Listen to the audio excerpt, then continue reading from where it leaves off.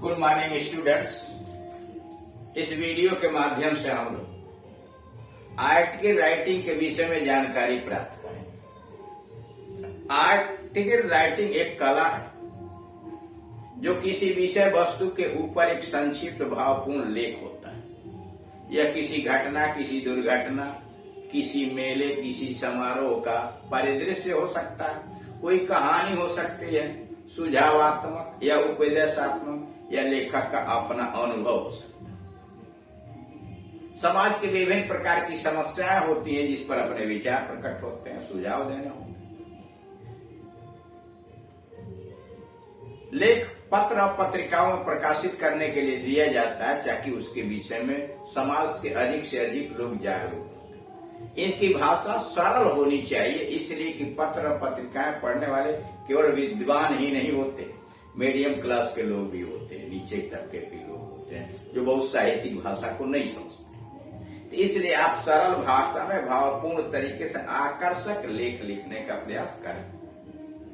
एक लेख आर्टिकल होता क्या है, इसके कितने भाग होते हैं, कितने प्रकार का होता है, क्या क्या सावधानियां बरतनी चाहिए, इसके संबंध में पार्ट 1 और पार्ट 2 में वीडियोज में समझाया गया। आप उसे देखें, समझें, और अगर कोई परेशानी आपको खड़ी होती है तो आप दिए गए नंबर के ऊपर कॉल करके अपनी समस्या का समाधान आप करा सकते हैं।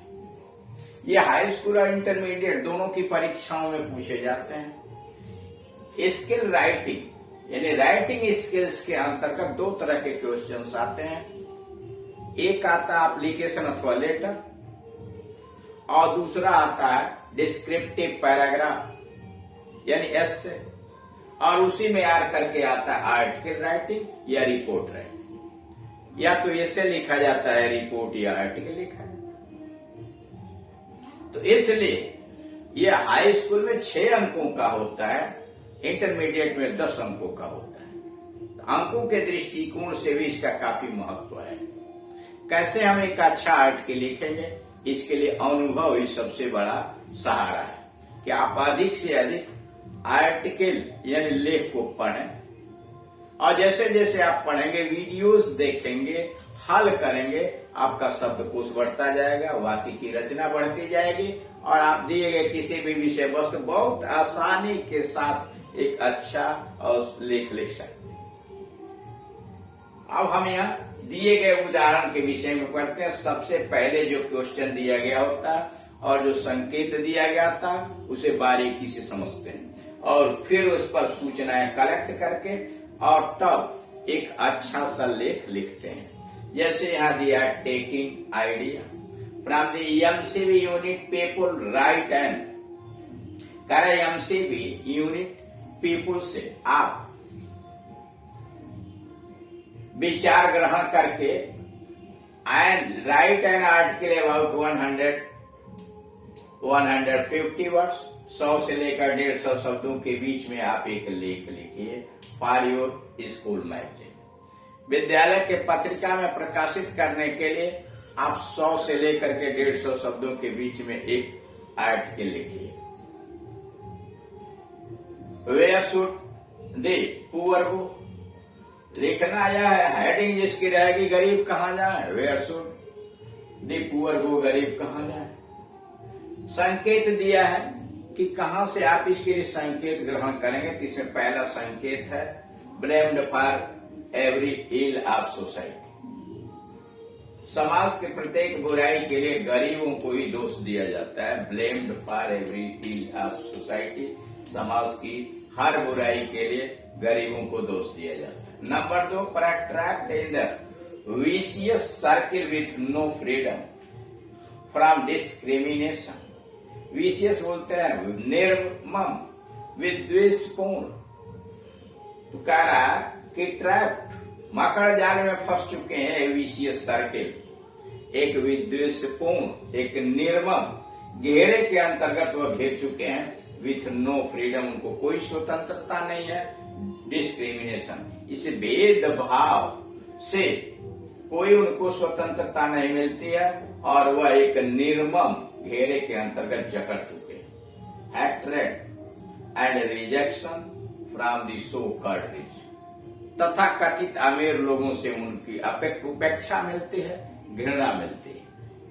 और लास्ट हिंस दिया हुआ है, कर्स्ड विथ पॉवर्टी, गरीबी से, अभिशाप से, वह डिजीज, बीमारी से अभिशप्त है, डर्ट, गंदगी से, क्राइम, अपराध से, एंड अनहैप्पीनेस, और साथ ही साथ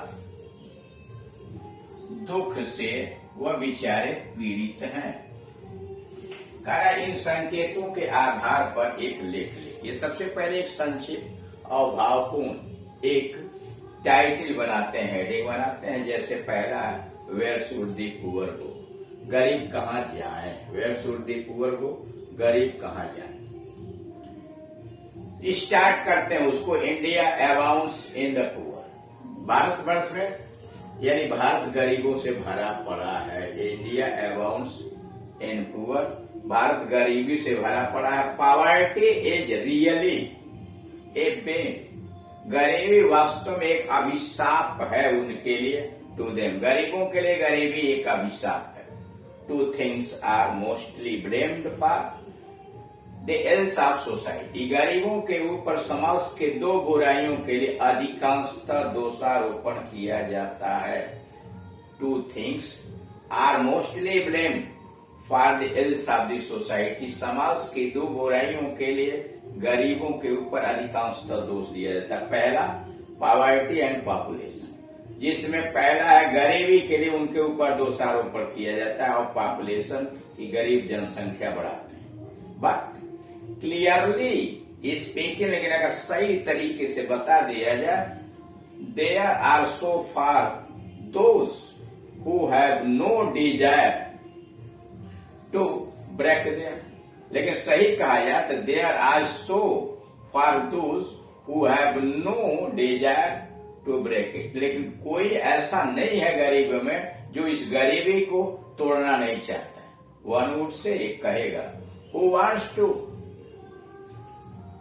रिमेन पुअर ऑलवेज, एक व्यक्ति यह आपसे जवाब देगा कि इस दुनिया में कौन गरीब रहना चाहता है, यानी वह आपको जवाब देगा कि दुनिया में कौन क्यों गरीब रहना चाहेगा।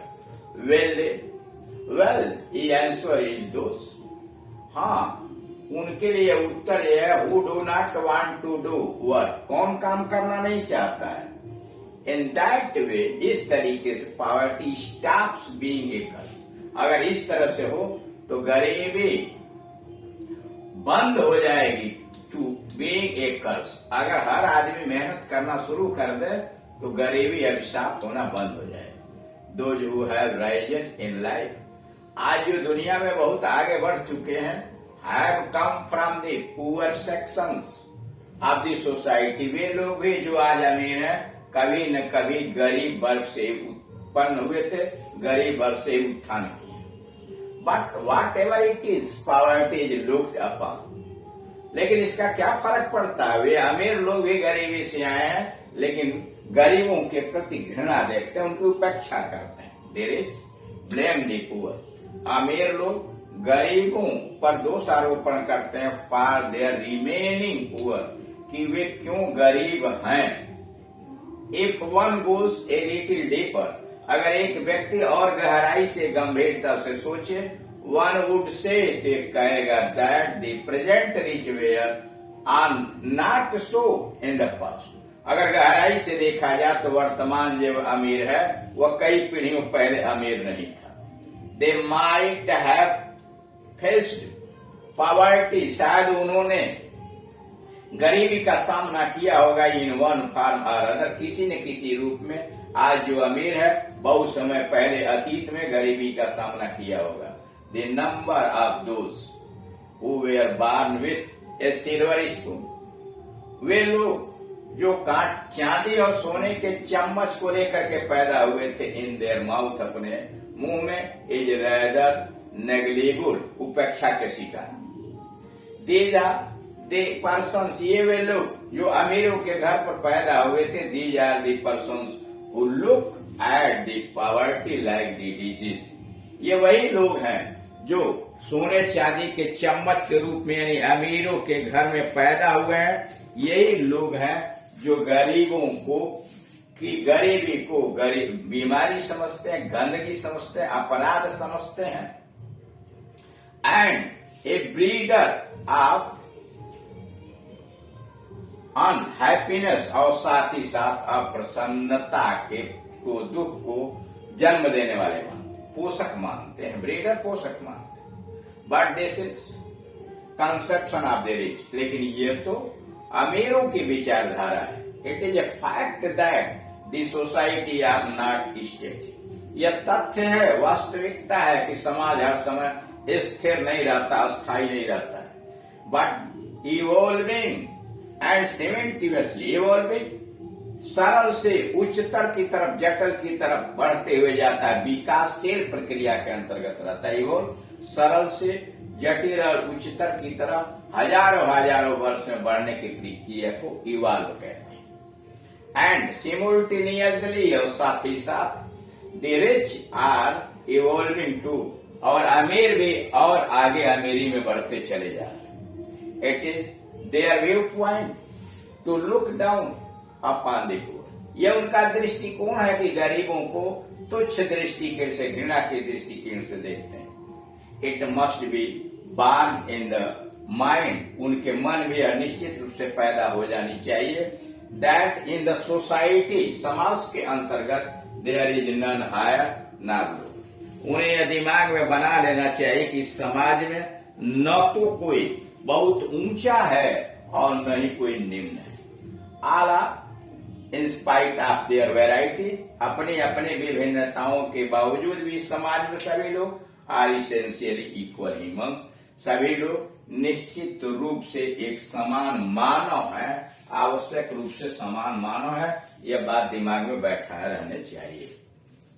तो इस तरह से आप देख रहे हैं कि दिए गए विषय वस्तु को पहले सावधानी पूर्वक पढ़िए और उसके बाद एक संक्षिप्त भावपूर्ण हेडिंग बनाइए।